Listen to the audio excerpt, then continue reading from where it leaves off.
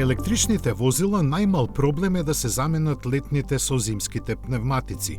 Големо прашање е виталноста на батеријата во зима. При ниски температури, опсегот на електричниот автомобил може да се намали за 20 до 30%. Во екстремни случаи, особено за кратки растојанија, загубата може да биде дури и до 50%.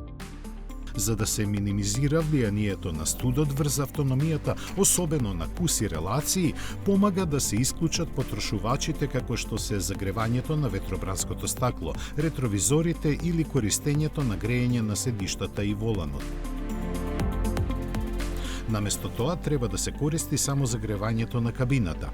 Кратките, односно урбаните возења на ниски температури се прилично контрапродуктивни. Многу модерни електрични автомобили имаат интегрирани системи за термичко управување кои активно ја контролираат температурата на батеријата. Во зима потребна е повеќе енергија за грејење на батеријата на возилото.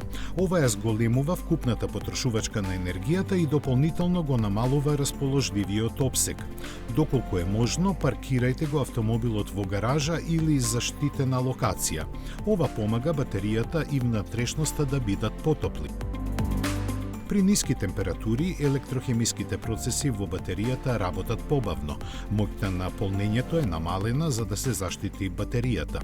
Во исто време, внатрешниот електричен отпор се зголемува кога е ладно, што ја намалува ефикасноста на процесот на полнење.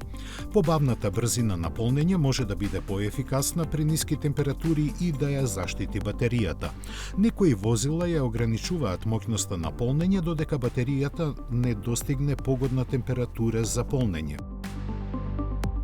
Намалените перформанси на батеријата при ладно време значи и помала помината километража.